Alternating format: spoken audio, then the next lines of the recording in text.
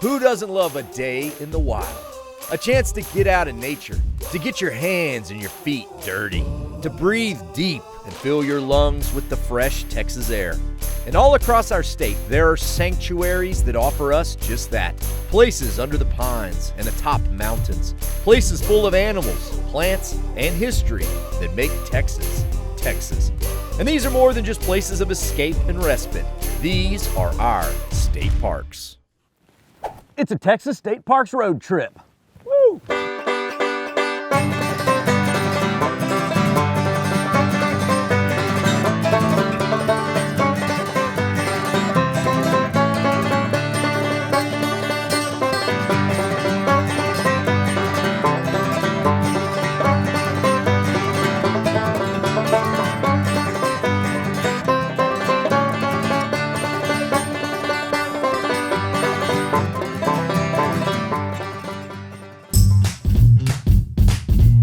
All across Texas, we're blessed with more than 80 state parks and natural areas. Each one as diverse as our state itself. After all, Texas is like 5 states in one. But each of our parks is special, with its own Texas-sized stories, hikes, and adventures. So state parks are set up in some of our most beautiful natural places in all of Texas. And if you want to get to know a region of Texas, I think you go to the state parks. Pick an East Texas State Park, it's going to be in the middle of a beautiful pine forest. Yeah. Pick a Hill Country State Park, chances are you're going to have a river going through it, and some limestone cliffs, caves, whatever. Or pick a West Texas State Park and you're going to have scrubby desert, you know? Right. That's the closest way to see what the region looked like before it was inhabited. There you go, yeah, that too. Except they probably didn't have a snack bar and kayak rental at that point. The great thing about state parks is that they have something for everyone. Whether you're more glamper than camper, or you're the primitive kind that wants to fall off the grid. And since parks really epitomize the regions they inhabit, well, let's start at the top of Texas in the Panhandle, and one of the best parks in America, Palo Duro Canyon. This is amazing. I don't think people know that something this beautiful or this dramatic is up here in the Texas Panhandle. How big is the canyon itself? The canyon stretches a little over 100 miles. They say 110. It's 20 miles wide out of its mouth. And then it runs, up to maybe 1,200 feet deep at its deepest ends. People don't realize that this is the second largest canyon in the United States. The history of the canyon is as amazing as the views. But my favorite way to truly experience it is on bike, with a ride to the lighthouse. There's the lighthouse. Just a little bit further. I seriously expected the easy route, but the canyon is making me work for it. But usually, with great work comes great reward, and I know this will be. And there it is, one of the most iconic natural formations in Texas, and standing over 300 foot tall, including its base. Thank you, Lord, for making Texas such a beautiful place. If you've never been, start planning now. But the rocks and cactus of Panhandle parks couldn't be more different than our East Texas parks, behind the pine curtain. Like on the Village Creek paddling trail that takes you into Village Creek State Park.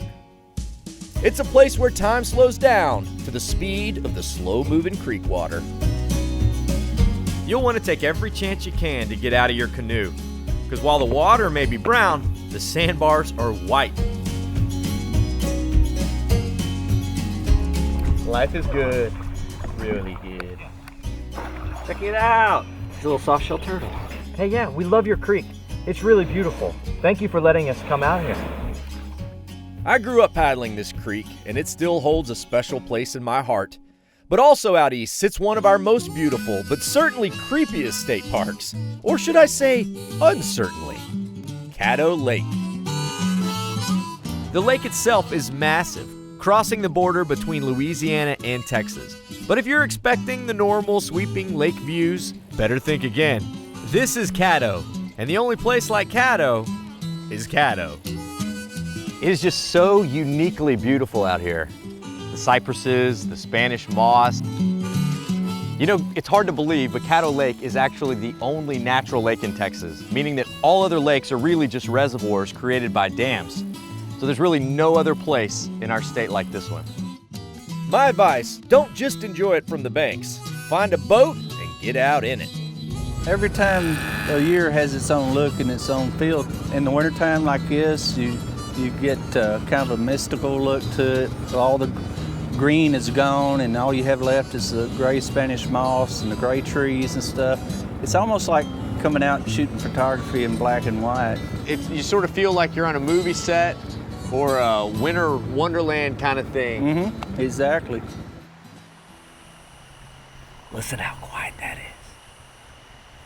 Just a couple locusts in the trees, some wind blowing through the moss.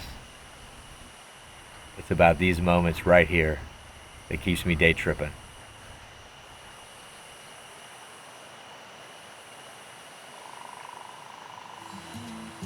But while beautiful, you get out here and you start staring up at the trees for too long, and you get real lost real quick.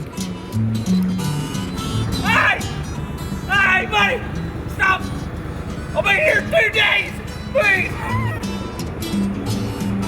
All right, he'll be fine.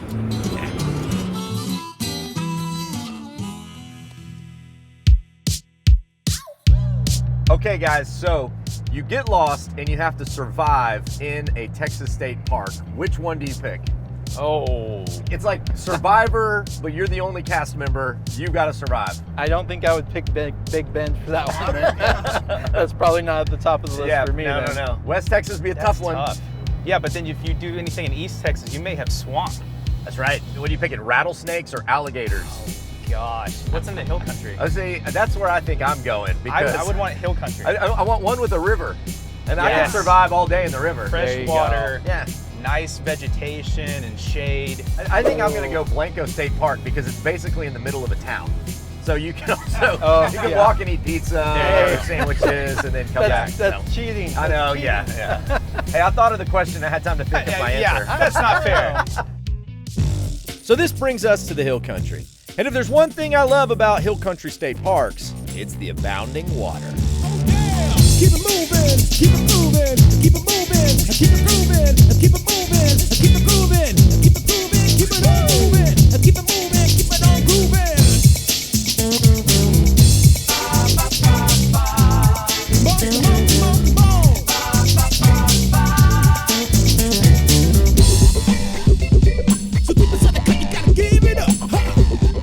But the exception to that is another of my favorite parks in Texas, Enchanted Rock.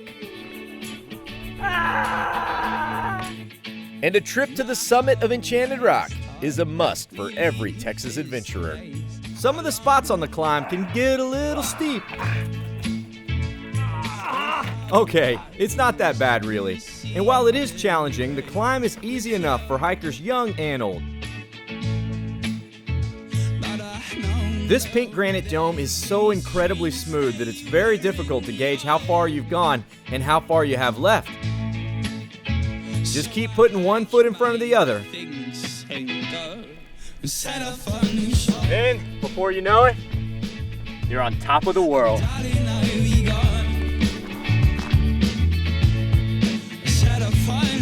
Just a word of advice, don't just hike up the rock to hike back down again. You gotta savor it.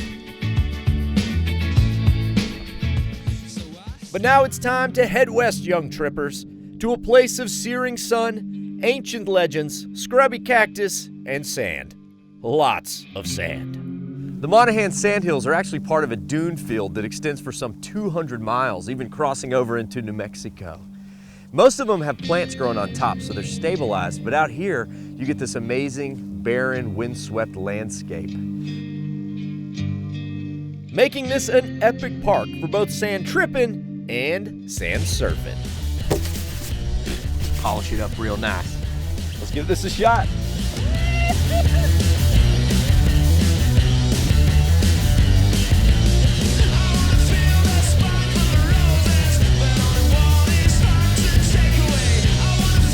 Now, if you want to really talk about survival and getting out in the middle of nowhere, far from the cell phone towers and flushable toilets, well, look no further than the Devil's River. We are on our own for the next 2 days. Just me, you, these guys, and the devil.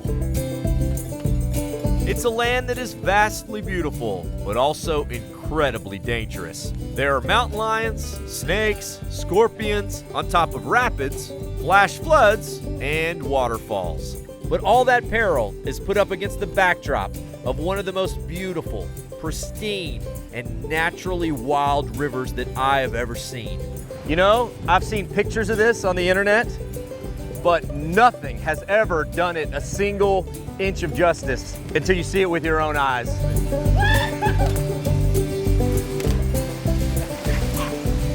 There are rapids all the way down the Devil's River. You always must remember that even the best laid plans can come devilishly unraveled.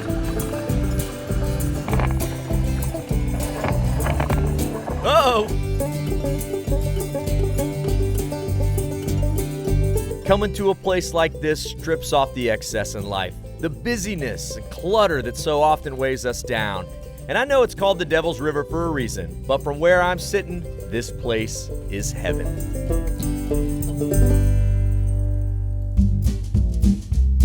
What I love about state parks as well is you can kind of slot in at any level of adventure you want. You want to be you just want to show up for the day and take a little hike on even paved trails. We got that. They got that. You just put your feet in a lake, that's fine. But then, you get more adventurous. We've done mountain biking at state parks. You've gotten lost. We've gotten lost mountain biking at state parks. Absolutely. We've done road biking at state parks. We've done paddling at state parks. Yep. We've gone rock climbing at state parks. Caving at state parks. Have you been birding? Oh, we have been. Yes. The most intense adrenaline pumping of all the activities, man. When that painted bunting flies up, your heart's gonna pound out of your chest, man. Speaking of birding, our coastal state parks offer some of the best birding in the country. And this entire time, we've been talking about the natural features of our parks. But we can't leave out some of the amazing historic features that our parks help to protect. Like Mission Tejas, the site of the first Spanish mission in Texas. Or Goliad State Park, home to Spanish Mission Espiritu Santo that was built in the 1700s. There's Longhorn Cavern, both naturally beautiful and historic, as it was once a council room for the Comanche Indians and a bomb shelter for LBJ. Dinosaur Valley State Park protects some of the world's most significant dinosaur footprints, while Seminole Canyon protects some of the world's most impressive rock art, painted by ancient Texans thousands of years before there was a Texas. As you can see, many of the drawings are very abstract. They don't kind of make sense to what we normally recognize today. What's our best guess at how old they are? Well, these have been dated, carbon dated, to be an average about 4,000 years old. Wow. Making them the oldest known rock art sites in all of North America. The main shelter is impressive. Almost the entire 450-foot length of this shelter is covered in paintings, and there are indeed some head scratchers. What is this? This is a pretty unique site. So what is it? Is it a winged deer man? A lot of people call it the triad panel, even though there's actually 4 figures within it. Archaeologists believe that this represents some sort of ceremony. And they all seem to be gathered around this center being right in here. What it means is an incredible mystery, but I'm so glad we have parks to protect places like this. Now, we can't understate the impact humans have had on nature, and not always for good. For instance, when an electrical fire burned down over 34,000 acres of Bastrop State Park. But the community and dedicated park staff banded together to help the park rebuild in an amazing way. Texas Parks and Wildlife is all about both preservation and conservation. That's both protecting natural resources and helping maintain them for the health of both the land and animals. Today, we're doing something that may not seem like conservation to some, but it is. And it's one of the most important ways Texas Parks and Wildlife keeps our lands and animals healthy. So we're doing something today that we have never done in a state park. And you guys know, but wildlife management is actually an enormous part of what Texas Parks and Wildlife Department does. Conservation. Conservation, man. Yeah. And so we've got a chance today to go and help with a little wildlife management and hopefully eat some wildlife too, you know? The game is a little bit smaller than what I'm used to, Chet. A little bit, a little bit. Just a little smaller. It should be good though. Today we're headed to the Keechee Wildlife Management Area outside of Centerville and almost smack in the middle between Houston and Dallas. Wildlife management areas protect over 700,000 acres in Texas. They're not always open to the public, except for special events and public hunts like today's squirrel hunt. So, Hunter, I know a lot of times when people think of Texas Parks and Wildlife, they really only think about the parks, but that's just a small fraction of what you guys do. It is. And wildlife and WMAs are more towards conservation, continuing hunting, and wildlife management. Those are going to be our main focuses. Allow it to be wild and a safe place to allow recreational hunting. Yes, and we use that as one of our management tools. Now I know hunting isn't for everyone, but without it, there'd be far less land protected. So it's a win for both conservation and Texas hunters. And public hunts happen all over the state at both parks and WMAs throughout the year. So I've never hunted squirrels before. Most people think of squirrels as a cute little backyard animal. So why do we need to hunt these things? Help with overpopulation. Okay. You got to think of squirrels and animals as a natural, renewable resource. Okay. So you want to be able to maintain a healthy population in the woods. Too many puts too much stress upon the trees, the ecosystem, the food sources. Have you found it only takes one squirrel hunt to get hooked on it? Yes. All right. Well, just one. I might get a new hobby today. Yes, I hope you do. Because nobody on crew has ever done this, we're partnering up with a true pro and professional guide, DP, along with his two dogs, Brittany and Sadie. Wow. This is cool. It's gonna be fun. Let's go, get ahead. All right, so tell me, what are these dogs doing? They're checking for scent as we're going. Okay. Once they smell where a squirrel's come across, they're gonna peel off their tree. From where I'm sitting, the dogs are doing all the hard work. They've been trained over 1,000 hours a year and love this. How long does the scent of the squirrel last just crossing the road? They can smell these squirrels where they've been there 30 minutes or an hour ago. Okay. So this is what we do. We cruise and wait for the dogs' cues. Let's get out. Let me get her. Yeah, we better get out, just survey it. I'm sure the dogs need our help. Let's go. Get ahead. Looking out here, looking out here. This is some of the loudest, most non-stalkery hunting I've ever done. It's like we're all tromping through the woods, just kind of waiting for the dogs to do the work. So they're gonna corner it, they're gonna chase it up the tree, and that'll give us enough time to gather around it. And before long, the dogs let us know they found something. Okay, they smell a squirrel here. Okay. You see that hole right there? Yep. He could be in that hole. I see. There could be other holes in the tree, so we'll gather around the tree and start shaking vines and see if we can get him to move. I mean, is that a squirrel nest right there, that bunch? Yeah. So he's just in there, you think? Don't know. That's kind of frustrating. You know there's a squirrel in the tree, but you can't see him. And so he's found a hole or hiding somewhere. When DP decides the squirrel ain't moving, he gives the command. In a hole. In a hole, let's go. In a hole, let's go. There's one thing about this hunting. It ain't no sitting here doing this. It's the whole time you're roving. And while we wait for our close encounter, it reminds me of some other parks where the wildlife wasn't nearly as elusive. Check this out. And you see this gal right here? Well, she's a Comanche Springs pupfish, and this is the only place she lives on Earth. We're known as the home of the American alligator. The big, massive alpha predator down here, right? That's right. Yep. You want to hike, bike, or camp with the alligators? Well, this is the park for you. On a sunny day, chances are the alligators will be out in mass. I tell you, we walked up on this guy, my heart started pounding. My heart is still pounding. When else do you see alligators that you get this close to? Right? It's a completely wild animal. I don't know what it is. Some dumb instinct inside of me wants to go and touch its tail, but I'm not gonna give in. Back to Keechee. A few hours have passed, and we've had plenty of dogs barking at scents, but no squirrels. But we have found plenty of mud pits, downed trees, and tight bridges. But I tell you, these dogs are as excited as ever. I mean, we could have seen more in my backyard by now. Where is it, boy? DP's doing everything he knows to get these squirrels to move.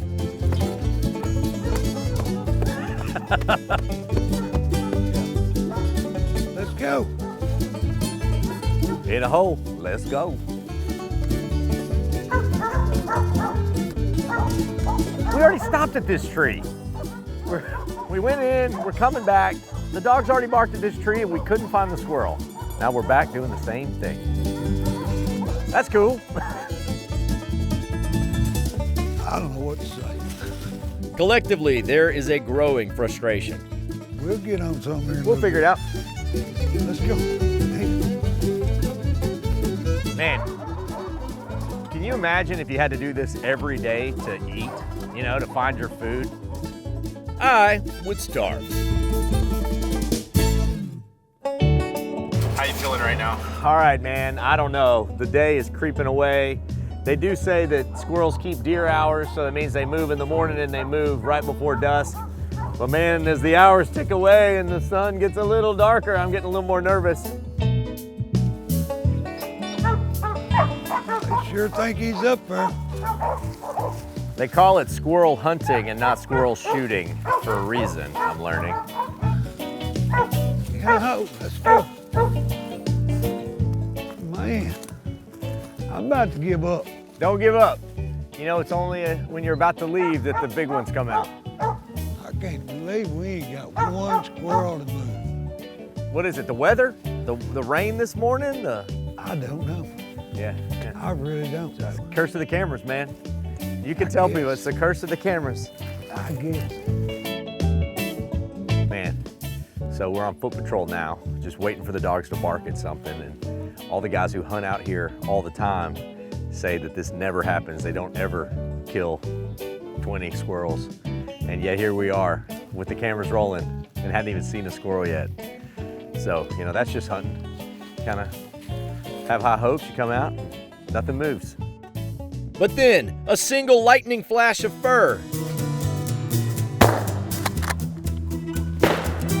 There she goes. Is he down? Did you get him? Well, he hit the ground, but then he went back up. Full disclosure, I missed. But the other guy didn't. However, it seems he hit an immortal squirrel who fell 30 feet only to climb back up the tree? That just ain't right. Hey, at least I shot my gun once. Oh well, that's hunting. But looks like some other hunters did have a little better luck. Is 2 squirrels a good day out here? No, sir. No. But at least there's a couple squirrels. 20, 25 is a good day out here. All right, well, we need to multiply that by 10. And it doesn't matter that I didn't kill a squirrel, as long as someone else at camp did and is willing to share the meat into DP's famous squirrel dumplings. That smells good. It smells like Mama's chicken and dumplings. Ooh, and some cornbread. This is a true Southern buffet. Oh, I like this. Oh, yeah. That's good. That's just good meat, man. That's just good, tender meat. You know, when you can come out, hang out with friends, watch these amazing dogs work. Those are some incredible dogs. Go out and have some fun, and then come back to a meal like this.